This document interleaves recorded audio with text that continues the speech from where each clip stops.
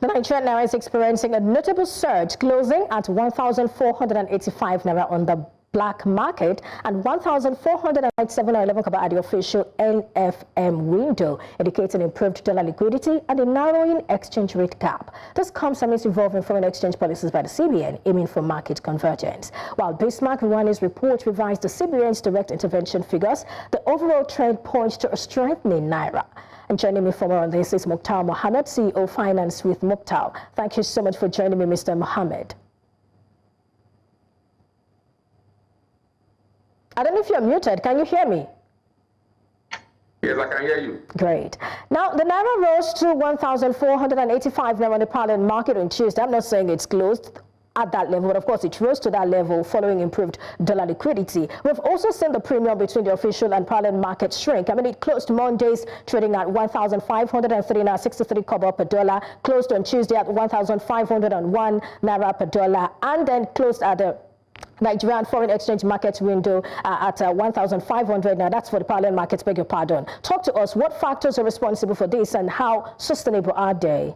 If you can hear me, I was asking you what factors are responsible for what we're seeing, in the foreign exchange market, especially when you look at whether it is the parallel market or even the official market. We're seeing a situation where the gap or the premium between the two is shrinking, and sometimes it feels like even the parallel market is even gaining more than the official market. So I'm just trying to know, what exactly is responsible for all of these? What factors are responsible for it? Can we say all of these are based on what the CBN is doing, its interventions and other things it's doing in the market? You see, sometimes I'm excited when I have interviews with people like you that know more about the economy. Definitely, you know what is responsible, and that's what we've been talking about for a while. Liquidity in the retail sector. I think finally we are beginning to get that liquidity. That is what is responsible for everything we say. No matter what the CBN have said before, administrative purposes, I've said it on your program before, they go through administrative purpose, they do this, they do that. It will not bring the Naira to where it is. It's liquidity that the Naira needs. And finally, the Naira seems to be having a lot of liquidity. And I've said it over and over. It's not the official foreign exchange market that is the challenge. It is the retail end of the market, and that retail end is being fueled currently by the CBN. You shouldn't forget that the CBN is also intervening in that stuff by giving people a change about $20,000 for the next 3 months. So you are seeing that play out there, and that's why we are getting what we are seeing now. It's all about liquidity, and once there is liquidity, demand is being met, especially in the retail sector. Definitely, you continue to see that those gap narrow. Well, talking about this liquidity, how sustainable is it, especially looking at, the source of the liquidity we're talking about? Well, I'm worried about that sustainability of that liquidity. And again, you've said about the source, and that source, if you read the report from the Nigerian Bureau of Statistics, the source is oil revenue. And again, their output was down a little, by less than the 1.5 million barrel that we did in the other quarters, the other month. So definitely have my challenge when it comes to those liquidity issues, and definitely think more need to be done in that space. And again, we mustn't forget the low oil price that we expect to kick in anytime soon because of the Trump administration policy. We mustn't forget the statement, baby, drill the oil. So he's thinking that the price is high. He has not come to that yet. Hopefully it will come to that very soon. But I think that's where my conscience is. All right. I believe you saw the initial report about, Nigeria defended the Naira with $8 billion. I understand that statement has now been retracted, and a new figure is given, which of course is 3.7 billion Naira. Be that as it may, were you act by that initial report, and what was the challenge for you? The CBN defended the Naira, the fact that it defended the Naira, or the amount that was reportedly spent on it, even though that has now been changed? I've said it on the program severally, and other programs that have been that no CBN works its currency being battered. There definitely have to be an intervention, especially when you know that the value of your Naira is being undermined, is very undervalued. You have to intervene to bring it to that state. No CBN will just see them as a market forces who should depend to decide what the rate of their currency is. They decide what the rate of the currency are. They say to market forces, and market forces have no reason not to oblige. The only time the CBN would intervene in the market is is when they realize that it's going above that, the Naira is really on the value, then they intervene to meet up this liquidity to bring it to the real value of the Naira, of their currency. So when the CBN say, oh, we are leaving it, we're not going to intervene in the market. I've said in your program, I had my concern about that. So I'm happy that finally they've seen reason why they know that the Naira is definitely on the value. They will have to intervene to bring it to the real value of the Naira. So I expect them to continue to intervene in the market when they think that liquidity is a challenge, and especially in the Nigerian market, whereby it seems to be the highest retainer of liquidity from the crude oil sale and others trade volume that have to do with FX. So I'm not surprised that they are intervening, but I'm just surprised that they are doing it a little bit late. Okay, that's going to take me to my next question. I think you've sort of answered that question, because I was going to ask you about the reserves, because I remember sometime last year, the CBN insisted it was building a buffer. When people were saying, you need to intervene at this point, it said it was building a buffer. But right now, fast forward to 2025, we're seeing the bank intervening directly in the market. Do you think it was just about the right time for you to do, for it to do so, or what do you think changed? Yes, I think, Perpetua, you remember in one of your programs, I said it here, and I said, what is the effect of having so much money in your account that you are bragging yourself that you have so much money, and yet your people are suffering from eating food?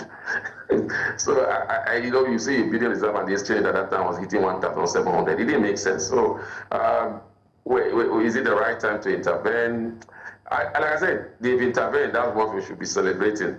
We will hope the Naira will be able to stabilize. They will be able to intervene. But I think the intervention is not going to be something that we used to see, where it should be a highly every week intervention.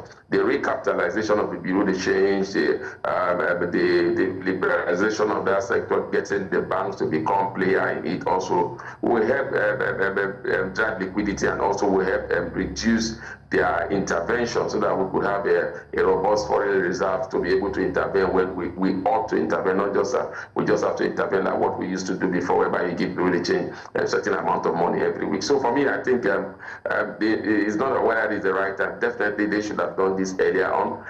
Remember, before now there were different figures of what the exchange rate should be from the CBN, from a financial analyst, from economists, and that should be with the time that they should intervene. And I said it then in one of your programs. I said, if the CBN says your currency is on the value, what is the true value of your currency? Then let your exports, imports, and possibly import especially, be tied to the true value of your currency. So why are you saying your currency is on the value, and then you are still also telling people to pay for that on the value rate for your import? So for me, I think it's beginning to make sense. With their policies beginning to make sense now, where they feel that, look, our currency is not where it should be. We need to intervene to bring it to stability. All right, I did not recall asking you this before now, but tell us, what do you think the fair value of the Naira is? I mean, I've spoken to a couple of financial market analysts, and many of them cite between 1,100 to 1,300. What's yours and why? Yeah, I think for me, what I think the true value of the Naira should be, it should be between that 1,000 to 1,002, maybe a corridor of that. That should be what the true value of the Naira should be. Remember, before now, even the chairman of the Tax Reform Committee told us that the Naira should be trading about 700 to 800. Later, it moved it to 1,000. And so, what are my factors where I think the Naira should be trading at that level? We need to look at currently now our GDP. After the rebasing has made it a bit more attractive to attract foreign investors into our market. You look at our equity market also, a part of the thing that you need to look at and say, look, is your Naira really at the true value? When you look at by and by the kind of expansion and the kind of result that this, some of these establishments have put in there, and the price of their stock as it stands now, by the exchange rate. So when you look at all this, then you are able to say that I think the Naira should be trading between 1,000 to 1,002. Do you see that happening anytime soon? I mean, do you see the Naira appreciating further, breaking the 1,300 Naira mark this year? And I mean, what do you think? Is that going to happen?